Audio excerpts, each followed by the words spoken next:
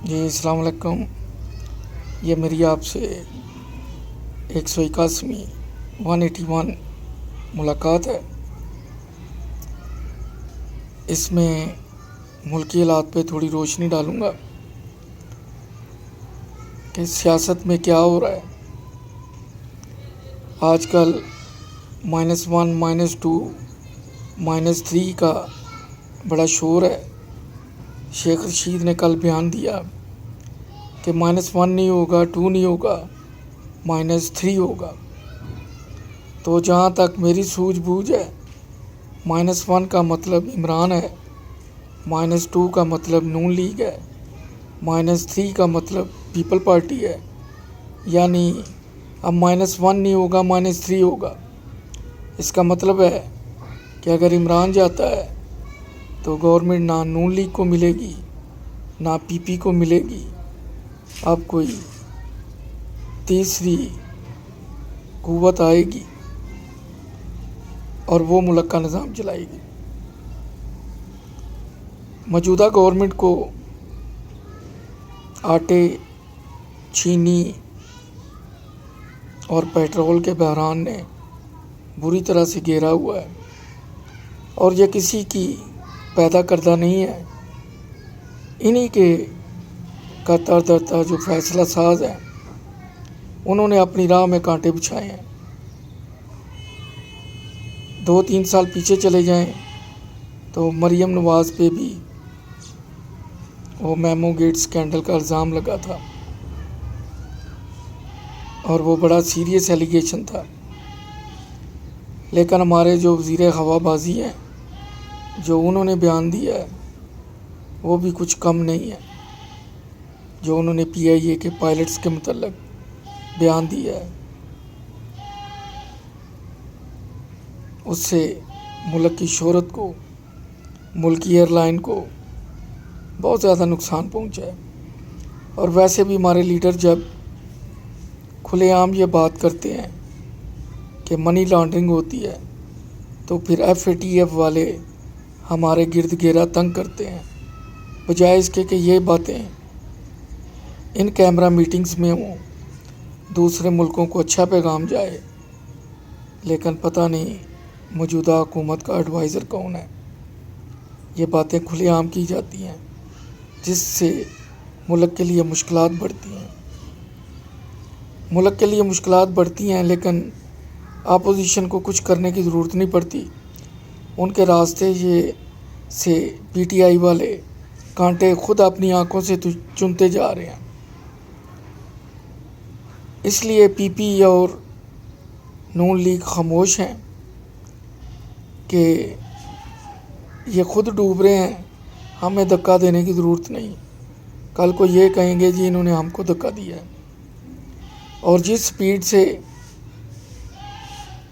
بنیادی ضرورتوں کی چیزوں کی قیمت بڑھ رہی ہے، پیٹرول کی بڑھ رہی ہے، گیس کے بل ڈبل ہو گئے ہیں.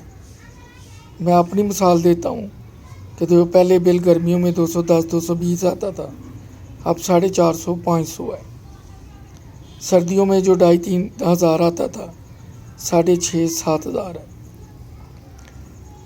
نون لیگ اور پیپل پارٹی والے ویسے تو کرٹیسائز کرتے ہیں ٹی وی پہ، لیکن اندر سے وہ بہت خوش ہیں، اس لیے کہ جب ان کے ہاتھ میں گورنمنٹ آئے گی تو انہیں چیزوں کی قیمتیں بڑھانے کی ضرورت نہیں پڑے گی، بلکہ وہ 2 4 پیج سستے کر کے تو نیک نامی حاصل کرنے کی کوشش کریں گے.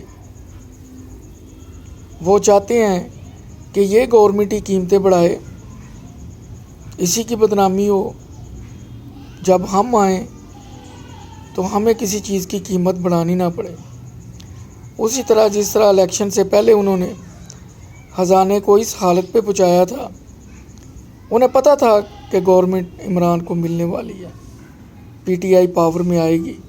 اس لیے انہوں نے تمام سیکٹر میں خوب توڑ پھوڑ کی، ہلچل مچائی. اور جو انٹرم پیریڈ ہوتا ہے 2-3 ماہ کا، جس میں الیکشن ہوتے ہیں، عبوری گورنمنٹ آتی ہے، فیصلہ سازی نہیں ہوتی، اس دور میں جو ڈھانچہ تھا وہ ایک سے دم ہلنا شروع ہو گیا۔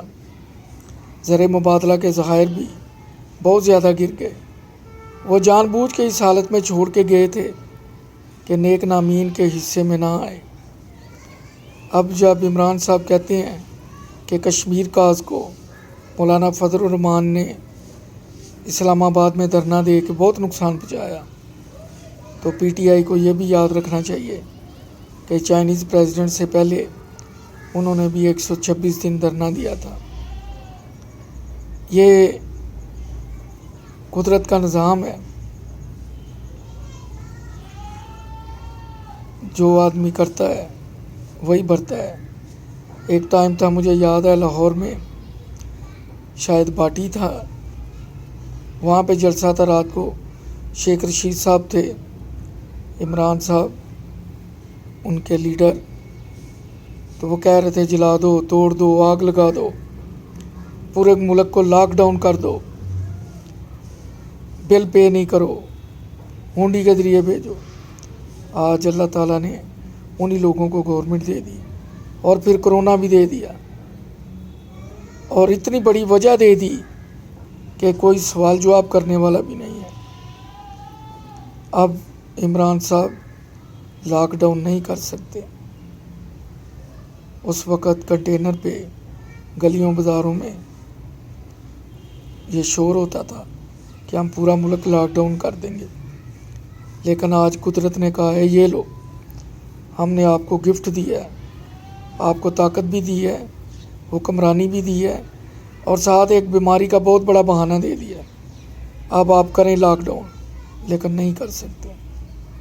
اب تو سمارٹ لاک ڈاؤن ہی ہے، جو موٹا فیٹ لاک ڈاؤن ہے وہ ناممکن ہے۔ اس سے اندازہ لگانا مشکل نہیں ہے کہ اللہ تعالیٰ انسان کو اس کے منہ سے نکلی ہوئی باتوں کا اسی کی زندگی میں صلہ دیتا ہے۔ اب نون لیگ اور پی ٹی آئی والے نہیں چاہتے کہ حالات اس طرف جائیں کہ کسی تیسری قوت کو فائدہ پہنچے۔ بندے انہی کے ہیں جو پی ٹی آئی میں ہیں، چند وہ ہیں جو پیراشوٹ سے آئے ہیں،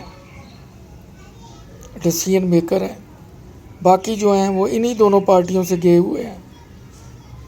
وہ اس کے ساتھ کتنے مخلص ہو سکتے ہیں یہ آپ سب جانتے ہیں۔ میری اپنی ناقص رائے ہے، غلط بھی ہو سکتی ہے، لیکن اگر عمران ان لوگوں کے بغیر گورنمنٹ بناتا اور 5 سال صبر کر لیتا تو شاید لوگوں کی امیدیں نہ ٹوٹتی۔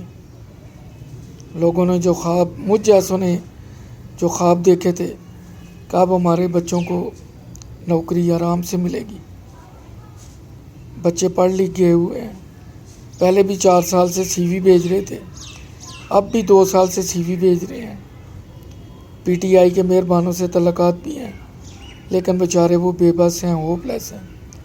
میرے جیسے اور بھی بہت سے والدین ہوں گے جن کے بچے ڈگریاں لیے ہاتھوں میں نوکری کے لیے گھوم رہے ہیں، پتہ نہیں وہ 50 لاکھ مکان اور 1 کروڑ نوکریاں کب ملیں گی۔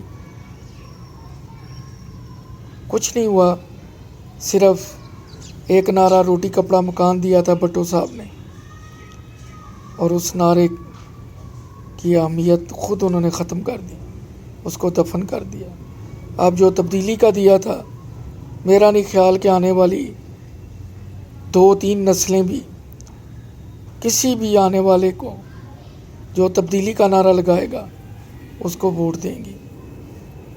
انہوں نے ہمارا اعتماد توڑا ہے، لوگوں کی امیدوں کا خون کیا ہے، انہیں لوگوں کو ریلیف دینی چاہیے تھی، لیکن کچھ قدرتی آفات، کچھ ان کے اپنے کام اور کچھ ان کے ایڈوائزر،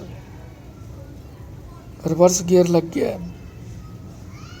وہی جو عام شہری 500 600 700 روپے کی چکن اور گروسری دالیں لے کے آ جاتا تھا گھر ایک دن کی، اب وہ 1500 1600 روپے تک ہے۔